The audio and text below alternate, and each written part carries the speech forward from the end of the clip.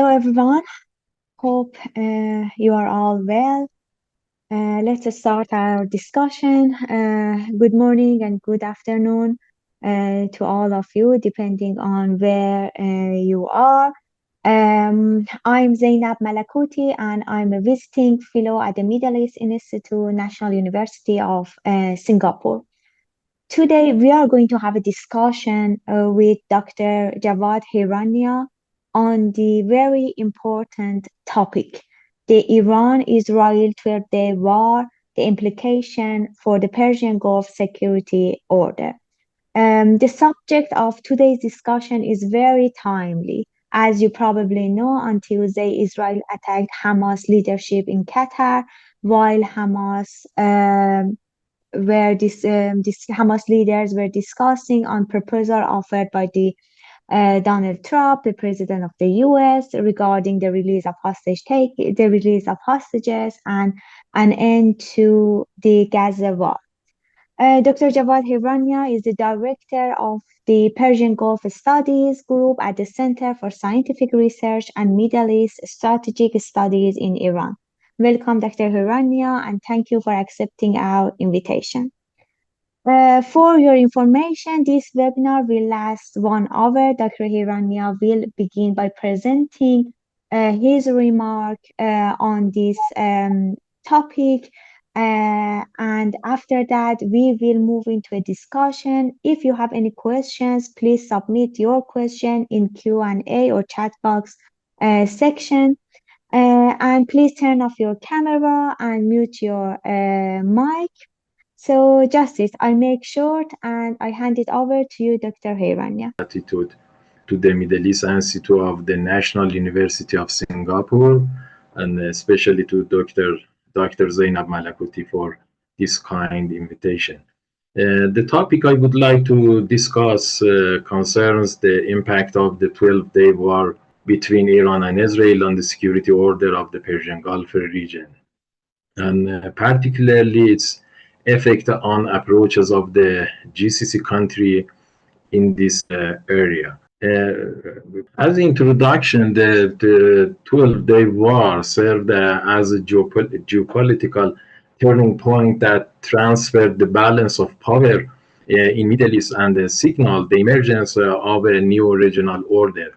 This war exposed Iran's weakness in maintaining its proxy network and the Shiite Crescent project. It also demonstrated that GCC members, despite efforts to stay out of the conflict, could not completely avoid its consequences. So the escalation with Iran prevented the costly war from spreading to these countries. Iran's attack on the US Al-Udeid air base in Qatar in retaliation for the US strike on its nuclear facility challenged the security policies of the Gulf state. This country had sought to balance their security interests with the risk of conflict with Iran by hosting US forces, but this attack revealed the vulnerability of such strategies. Prior to the 12-day war, the security order in the Persian Gulf in recent years was influenced by the US pivot to Asia and containing China, manifested in offshore balancing strategy, and pursued expanded cooperation with Israel through the Abraham Accord. The Gaza war and the attack on Iran, which demonstrated the prospect of Israeli hegemony, have raised concern among the GCC members. The Abraham Accords changed the security architecture of the Persian Gulf region and created a new security order. This new order is in line with US strategy based on offshore balancing in the Persian Gulf in order to reduce its military presence and focus on containing China. Further, this strategy is somewhat of a revision of traditional American alliance known as Trojan alliances, in which the main burden of the security cost was borne by the US with the rest of the alliance members receiving a free ride. This new regional security order has entered a more serious phase by moving Israel from US European EUCOM to US Central Command Center to enhance security intelligence cooperation in Israel and the Persian Gulf Arabs, including the United Arab Emirates and Bahrain. The ultimate objective is even the establishment of a joint defense system comprising the Gulf Arab state and Israel under leadership of the United States. The formation of such a joint defense system has become likely more necessary for the Arabs, especially after the 12-day war and by appearance of Iranian missiles in Qatar skies. However, it remains a provocative issue for Iran. Furthermore, Israel's definition of the Iranian threat is being extended to the Gulf Arabs. At the same time, Persian Gulf Arabs are currently more concerned about Israel itself and its hegemonic ambitions, particularly with Netanyahu's Greater Israel proposal and his ironic remark to Mohammed bin Salman, the Saudi Crown Prince, about establishing a Palestinian state on Saudi territory. While security order of the Persian Gulf was characterized by the normalization of relations between Arabs and Israel and the creation of blocs such as I2U2 and India Middle East European Economic Corridor, IMEC corridor. The October 7 Hamas attack on Israel, followed by the Gaza war attacks on Hezbollah in Lebanon, aligned with the fall of Bashar al-Assad regime, have drastically shifted the balance of power decisively in Israel's favor. The idea of a new regional order in which Israel acts with impunity while dictating security norms to its neighbor is deeply undesirable for the traditionally pro-Western Gulf Arab states.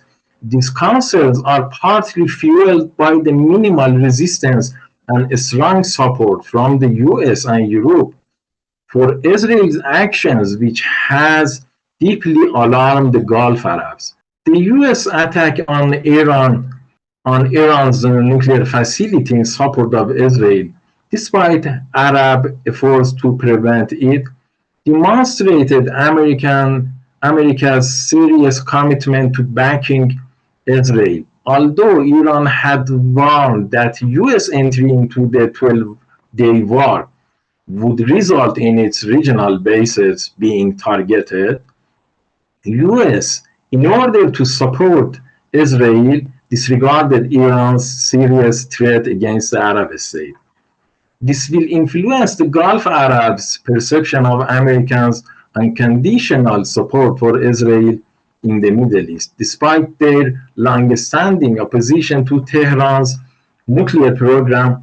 The Gulf Arabs are deeply invested for their own national security interests in avoiding action that would lead to direct conflict between Israel or United States and Iran, or the collapse of the Islamic Republic of Iran.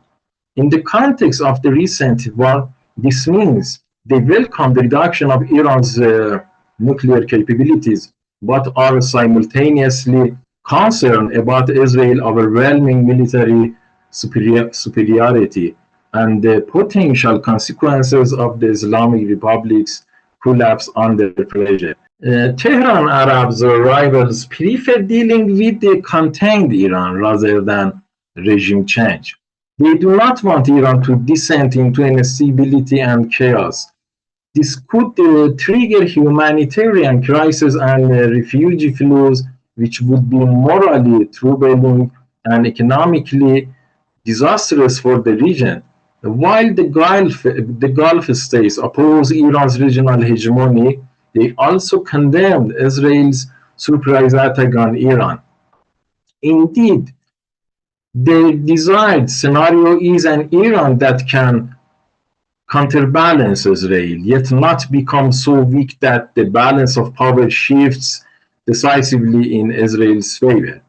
However, from their perspective, these strikes weaken the military capability of a rival whose nuclear ambition have long frightened its neighbors. In reality, they seek stability to advance their domestic growth agenda and economic prospect. However, any prolonged conflict or internal turmoil in Iran is seen as a potential risk to the region's tourism, trade, and foreign investment, evidenced by the closure of Gulf airspace and the stock market crashes during the hostility. The 12 war may have demonstrated the region's economic resilience in withstanding short-term disruption, but a 2 or 3 year war could cost Gulf economic between $730 billion and $1 trillion, including slowed growth, reduced foreign direct investment, and delay in major projects. A prolonged regional conflict could severely shake investor confidence, derail national development strategies, and erase years of economic progress in the Persian Gulf. Gulf monarchies fear that diplomacy alone may not be enough. The fragile ceasefire between Israel and Iran could collapse at any moment. In an all-out war where Iran has lost a great deal, there is a possibility of the limited closure of the Strait of Hormuz and attacks on Americans based in Gulf countries, not just in Qatar. During the two-day war, Iran sought to keep the conflict limited. Attacking Al-Udeid with the prior notice would have been a less costly move. However, if the cost of the war becomes too high for it, Iran may resort to more severe reaction for the purpose of deterrence. Despite the Arabs' effort to distance themselves, the presence of US base on their soil makes them vulnerable to direct retaliation, enabling, escalating Iran-Israel tensions have also emboldened the Houthis to abandon their ceasefire with the United States and increase attacks on ships in Red Sea and other vital artery for Saudi trade. It should be noted that regional priorities are shifting, and Israel our reliance on military power increasingly clash. The future Gulf leaders are trying to shape one where the region becomes an economic hub for investment, not a cinematic backdrop for perpetual conflict. Please, next slide. GCC countries had been reducing tensions with Iran in recent years, taking a different path from Washington, their primary security partner. The 2019 attack on Aramco and the weak US response exposed Saudi Arabia's vulnerability to Iranian aggression and Washington's unreliability, prompting Riyadh to step back from its previously aggressive stance toward Tehran. In reality, growing doubt about the US commitment to defend them in the event of a direct confrontation drove this shift. The GCC began prioritizing bilateral engagement and diplomacy with Tehran to manage tensions independently. This shift was also closely tied to Gulf economic ambitions, which depend on the stability, predictability, and attracting investment, goals incompatible with persistent tension. The normalization agreement between Iran and Saudi Arabia was a key turning point in this shift. Since then, GCC capitals have actively used diplomatic channels to mitigate the fallout from Hamas' October attack and more recently Israel's strike on Iran. Gulf states publicly condemned Israel attacks and assured Tehran they would neither support nor facilitate any aggression. In reality, U.S. foreign policy and its pivot to Asia strategy diminished America passed the security guarantees for the Gulf Arabs, as we can see in attack of Israel on Qatar. In this context, Gulf states like Saudi Arabia have gained a degree of strategic autonomy in their regional policies while also diversifying their strategic partnership.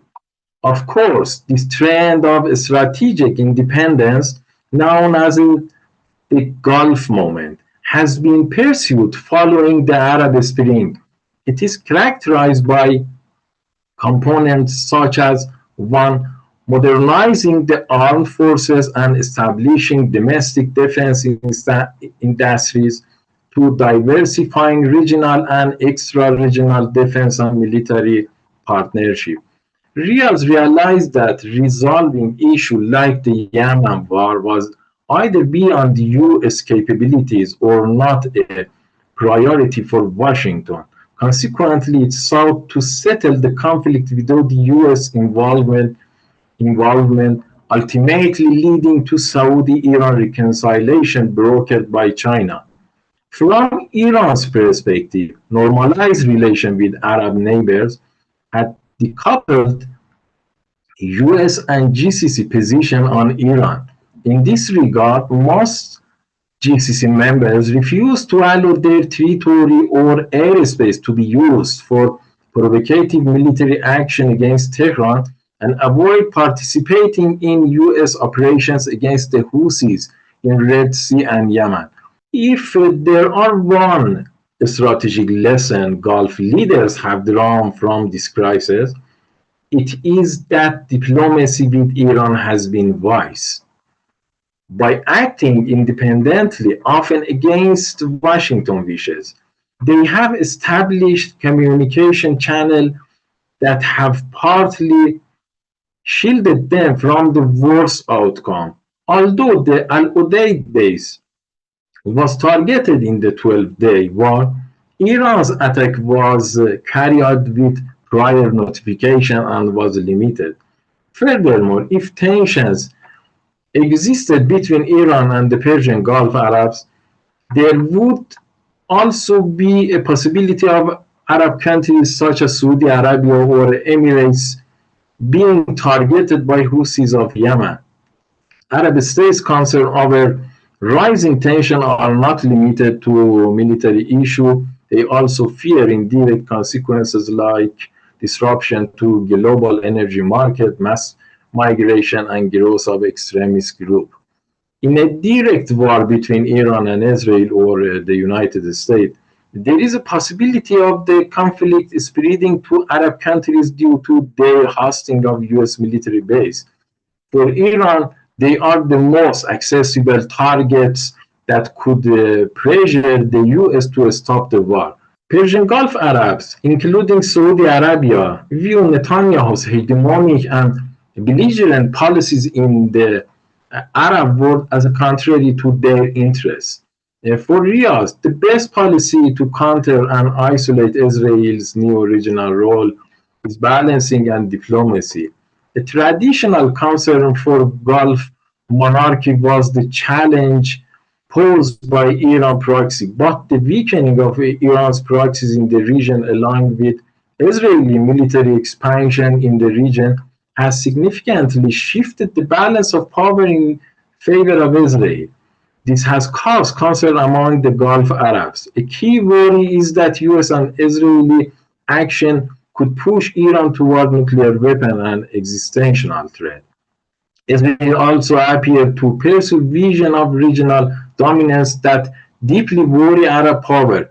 Its ultimate goal a reconstructed new Middle East, as Netanyahu said, by decisive military power leaves little room for Gulf interest or autonomy. Iran's strike on Al-Udeid also had implications implications for the security order of the Persian Gulf. One, demonstrating Iran's ability to target key U.S. military infrastructure in the region. Therefore, the 12-day war diminished the Gulf Arabs' trust in the U.S. security umbrella, as we can see in uh, Israel attack on Qatar, and also highlighted the regional uncertainty stemming from Iran's adventures and Israel military audacity, the result of which is the continued expansion of the Gulf states' diplomatic ambitions. Specifically, Saudi Arabia and the Emirates have shown a willingness to cooperate with new strategic partners and reassess existing alliance. Two, increasing the cost for Arab states hosting Western military bases. Three, undermining the U.S. image as the absolute guarantor of Gulf security. Despite its limited operational scale, the attack sounds alarm bells in Arab capitals. They interpreted it as a serious warning but avoided direct military or political confrontation with Tehran to prevent escalation and protect economic and security interests. The conflict between Israel and Iran has underscored acute vulnerability of the Gulf state to regional instability. However, this crisis has also revealed the diplomatic space this country now occupies. Saudi Arabia and the Emirates are beginning to play roles that extend beyond merely responding to instability, emerging as potential operators, mediators, and stabilizers in the region. And let me move to Iran's efforts to save its proxies after Hamas attack on Israel. One of the issues that become clear after 12 war is that Iran's investment in proxy forces did not did not come to its aid at the critical moment. The reason for this stance were their weakening in the war with Israel, I mean Hamas and Hezbollah, and internal pressure, like pressure on Hezbollah in Lebanon and Shabi in Iraq, as well as their survival approach. In the war with Israel, Hezbollah not only lost its command structure but also saw its military structure weakened. The fall of Bashar Assad regime also blocked the logistical path for Hezbollah revival. Hamas was unable to support Iran and the Yemen Houthis due to geographical distance. They were incapable of providing serious support. This group were the main element of Iran's security doctrine known as forward defense. After receiving the initial blows, Iran managed to control the war within 4 or 5 days and eliminate the existential threat. This was achieved through the revival of its missile capabilities. It is unclear whether Iran asked proxy forces to enter the war. It may have been argued that Iran should preserve these forces for an all-out war to utilize their remaining capabilities in a broader conflict, possibly involving the extensive entry of the United States. Since Iran lacks equipped air force, including fighter jet, proxy forces playing a significant role in its forward defense and strategic depths, alongside its missile and drone capabilities. Accordingly, reviving this group is significant for Iran in terms of deterrence. Based on this, Ali Larijani, the new secretary of Iran's Supreme National Security Council, traveled to Iraq and Lebanon on his first trip and emphasized support for the Shabi in Iraq and Lebanon Hezbollah. Although the revival is difficult and challenging due to pressure from the United States and Israel, as well as the internal situation in these two countries, Iran is trying to prevent their weakening.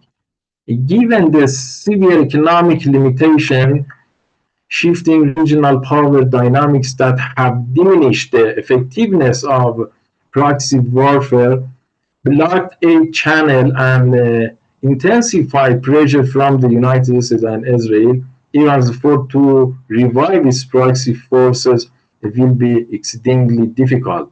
Based on this, Iran's traditional deterrence model, which was based on forward defense, also known as deterrence by denial, and relied on a network of proxy forces, has weakened.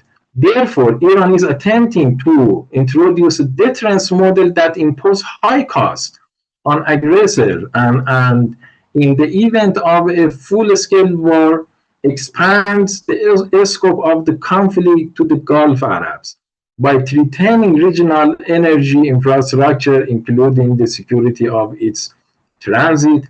Iran aims to increase the cost of war and thereby establish deterrence. The 12-day war underscored the urgent need to retain traditional regional security models. In the Gulf, Arabs defined themselves within the US-led regional order, exemplified by initiatives such as IMEC Corridor and I2U2. However, the definition of Iran as a threat differs from that of Israel and the United States. Generally, it must be noted that the Gulf countries are all in the state of the siege mentality, as they are caught between the demand of Iran, Israel, United States, and the best approach for them is to establish a balance.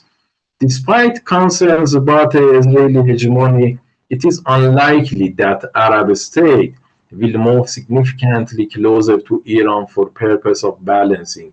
To avoid being caught in Iran-Israel or US wars, we will continue pursuing delicate balancing act and hedging strategies. The future of Iran's nuclear negotiation will largely determine the contours of the regional order. Let me stop here and finish my lecture, and thank you very much for your attention. Thank you so much, Dr. Hiranya. That's very comprehensive picture of the Middle East and the position of the GCC, Iran, Israel regarding the security. If any one of you have a question, please write in the chat box. By the meantime, I think that at the moment, the Middle East, now the scene of the Middle East is much more clearer. So now we know about the Israel's position, GCC positions, and Iran's and Turkey, especially after the recent attack of Israel on Hamas leadership. I think that at the moment, this is a turning point for the GCC countries in order to reach a solution for the order in the Middle East, which I think that this solution must come from within the region rather than from outside.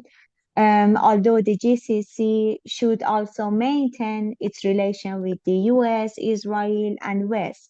But do you think that these Gulf countries will reach to a decision in order to keep and also make a new security order? Thank you.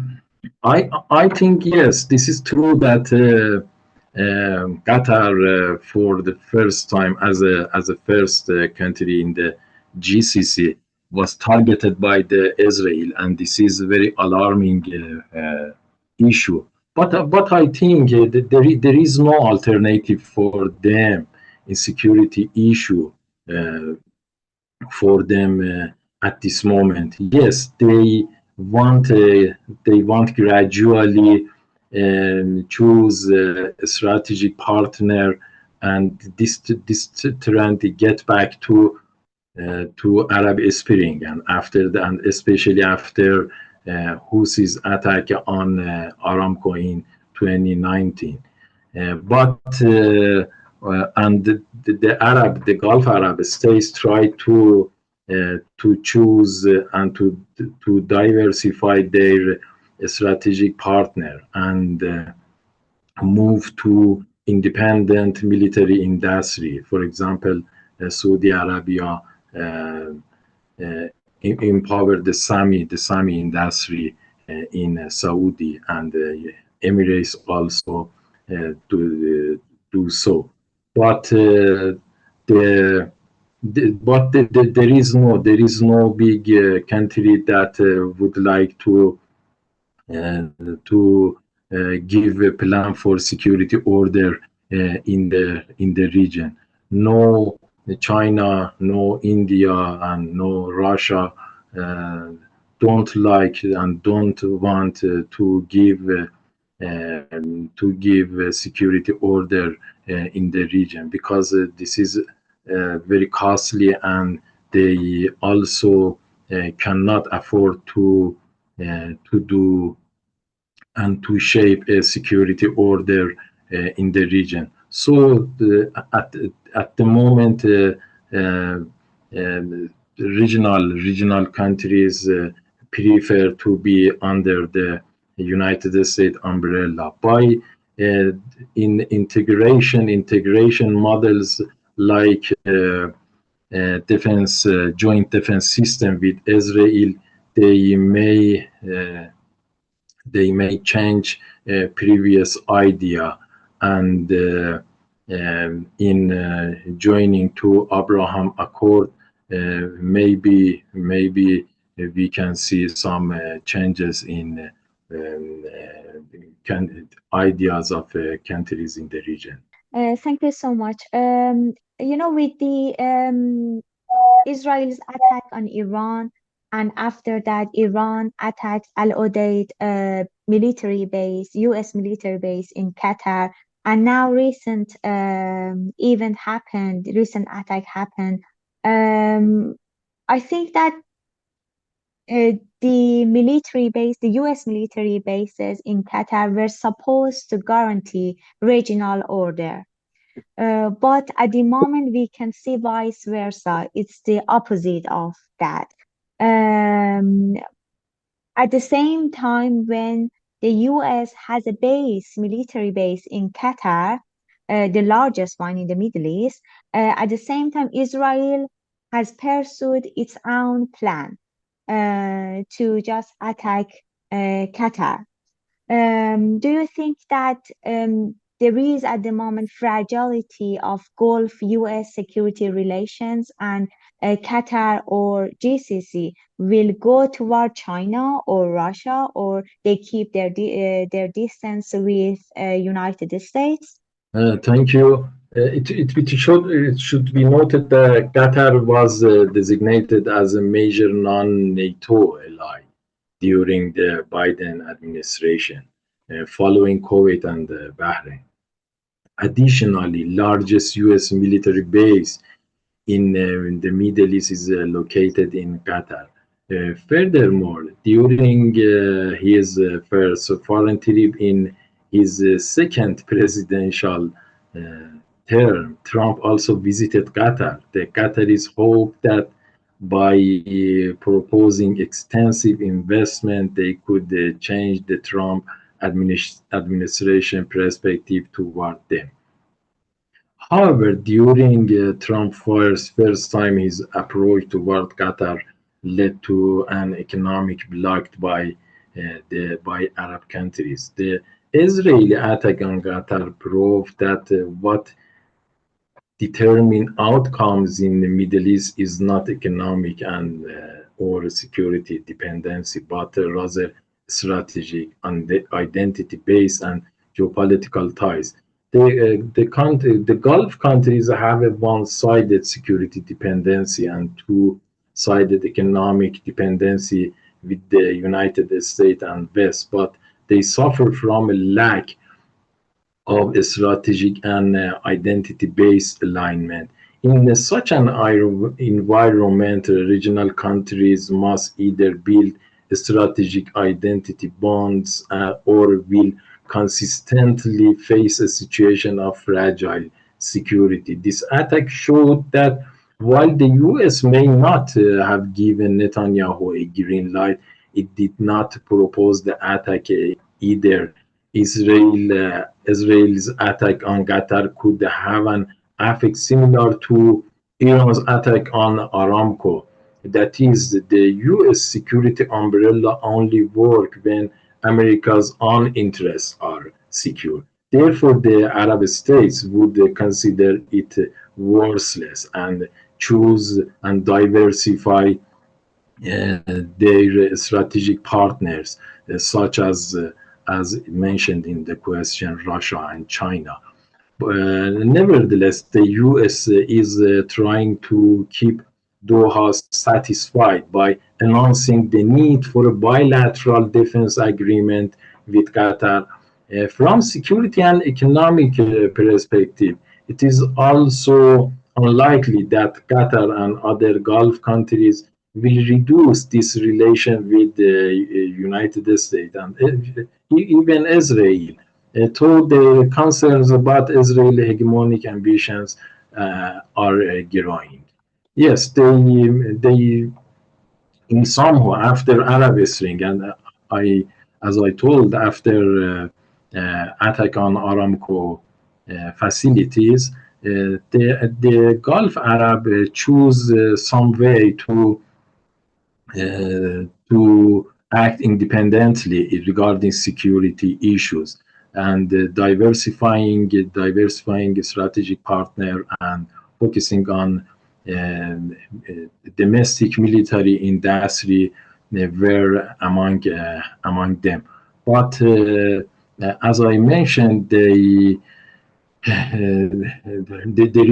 is no better alternative for them for secure them, and for this reason they are they prefer to be under the United States. Thank you so much. I completely agree with you. So we have two questions here, kind of related. Do you think that is there any chance we see the US-Iran deal in the short-term future? And also, please share your insight on nuclear negotiations with Iran. What do you think about the Iran-US negotiations? Thank you very much. Recently, we see an agreement between Iran and IAEA, International Atomic Agency, that was one of the conditions of Europe E3, England, Britain, Germany, and France. Before Istanbul talk, they put three conditions for Iran. One of them was the complete cooperation between Iran and the Atomic Agency. And reaching such an agreement is a green light for starting a negotiation between Iran and the United States. And the other precondition was direct talk between Iran and the United States. Iran rejected the direct talk with the United States and emphasized on indirect talk. But here, what is important is the is this issue that the United States seems that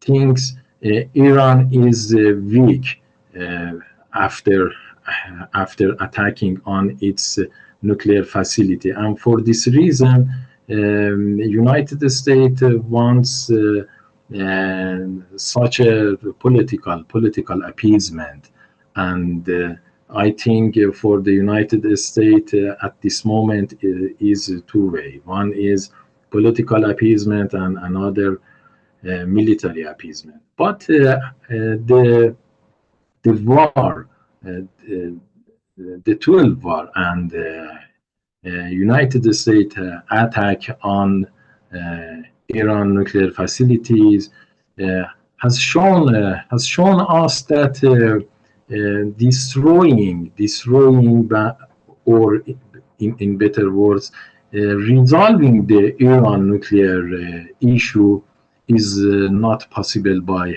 attacking and need political process and for this reason the idea of nuclear is among Iranian of, officials and for this reason United States and not uh, Israel wants to start a negotiation with Iran, but they should turn back from such conditions such as zero enrichment and try to find a medium wave to reach an agreement. Thank you so much for that. So I want to go back to the 12-day war. Inside Iran, at the moment, the thinker and strategists say that Qatar was not a good choice for retaliation and attacking to the US military Al-Udeid. What do you think about that? Because some of them even suggest, after the war, currently, they suggest Bahrain instead of Qatar. What do you think about the choice of Iran for retaliation? Yes, as I mentioned, Iran chose Qatar because Iran preferred to limit war and not provoke United States to enter the war very seriously. And for this reason, Iran managed launching missiles to Israel. And Iran chose Qatar, and why didn't choose, for example, Saudi Arabia or Bahrain or other GCC members? If Iran uh, wanted to attack, for example, Saudi Arabia, the they the Saudi maybe retaliate and enter in the war with Iran, and the war with Saudi Arabia uh, was very costly for Iran at that moment because Israel, because Iran's missile arsenal was diminishing, and for this reason, Iran want to manage the war and attacking on Qatar in some who yes, this is a very important issue, but Iran wants to uh, retaliate in a symbolic manner. But the Qatar was the first GCC member that Iran targeted it. And in Bahrain, there are many Shia, and for this reason, and five fleet of U.S. Navy is located in Bahrain, and Shia in Bahrain is influenced by Iran, and attacking on it give the Bahraini government good instrument for suppress them and tell them that Iran is aggressor Shia state. And for this reason, Iran choose Qatar for not entry regional state into war and prevent the entry of the United States into war seriously. Yeah. Thank you so much. my question is about the future, what the GCC will do and what they can do. Do you think that there will be a coordinated response by the GCC, like downgrading ties with Israel or even issue strong statements against normalization with Israel after this week attack? Yes, they are trying to plan a joint plan with Qatar with other GCC member to retaliate against Israel attack. But because this incident is different for Qatar and especially for GCC members. They were worried about the Israel ambition after Hamas attack, and especially by targeting Syria after Bashar al-Assad, and the direct war with Iran warned the GCC members, and they entered into the war and bear the cost of the war by attacking by Iran's attack on Al-Udeid base in Qatar. But the joint action of the GCC members related to U.S. Green light to them. I think they know the Netanyahu ambition is go beyond the just attack on Qatar, and as Israeli officials announced yesterday, they also the possibility of another attack on Qatar is possible uh, for Israel for attacking Hamas leaders. Yes, for this reason, GCC member are afraid that another country may be maybe another member of the GCC.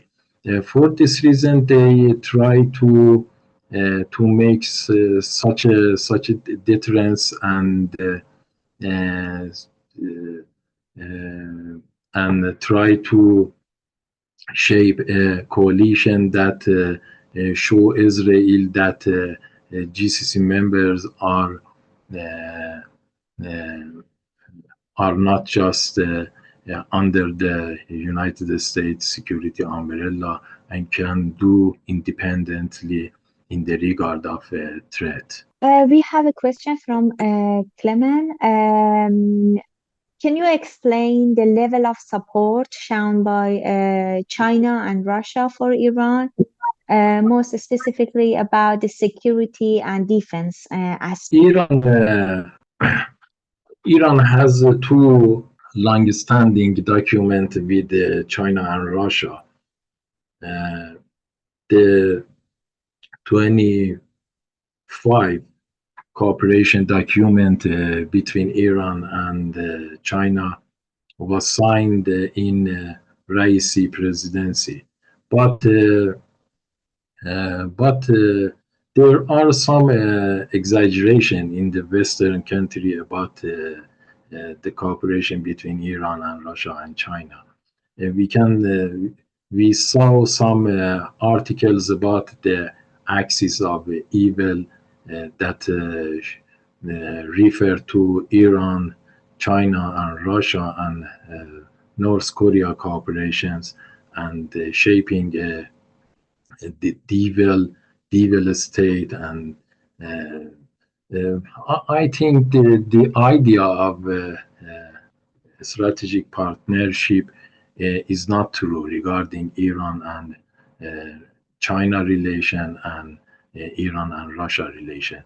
They are Russia and China are two great powers and determine the rule of game with Iran, and use Iran as a instrument to counter with the United States and Western countries. As we saw in a recent war between Iran and Israel, no Russia and neither Russia nor China uh, did not support Iran and even politically, not just in military. They didn't support Iran and politically and Iran, whereas Iran supported Russia in the Ukraine war and gave Moscow some drone and reportedly missile, but Russia, in the case of 12 war, did not support Iran, and it is not kind of a strategic partnership. And I think some hardliner in Iran emphasize on strategic partnership with Russia and China uh, because of internal balance in Iran, and because some Western pro relation in Iran emphasize on the relation with the Western countries and look to the West foreign policy, but the supporters of look to the East foreign policy because of internal issue and because deep state in Iran prefer to work with China and Russia, and for this reason they try the propaganda regarding relation with China and Russia. But I don't see this kind of relation as a strategic relationship. Yeah, we are running out of time. We have 5 minutes. The last question is from Professor Rohan from NTU University. He asked, is regime change a possibility in Yemen? But I think that he meant in Iran. But do you have any comment on regime change? Regime change in Iran. Regime change, yes, is possible, but for Iranian people, as 12 war has shown us, there is no reliable alternative for Iranian people, and there is no peaceful transition to next government or next regime peace. And many people are worried about the violation transition to the next regime, and there are no specific alternative for them. There is no united opposition in abroad, and some of them belongs to right wing and are nationalism, and some of them are uh, uh, located in left wing, and there is no unified opposition abroad, and for this reason, and the government that mandated by Israel is not Iranians' preference, and for this reason, the regime change is a complicated issue in Iran. I think maybe a structural reform uh, uh, and structural reform is better way for Iranian people to change some things in Iran. But the 12 day war has shown the fragility of the government and regime in Iran. Uh, and but the people of Iran did not follow the Israeli request and Reza Pahlavi request to protest and to protest against the Iranian political system, because as I mentioned, there is no specific alternative, and the transition to next government and regime is not peaceful. Thank you so much. We don't have enough time. That was very interesting discussion with you, and thank you for accepting my invitation. And I hope to see you in the future event at the Middle East Institute, National University of Singapore. Have a nice day, and thank you so much, Jabbat. Bye, everyone. Thank you very much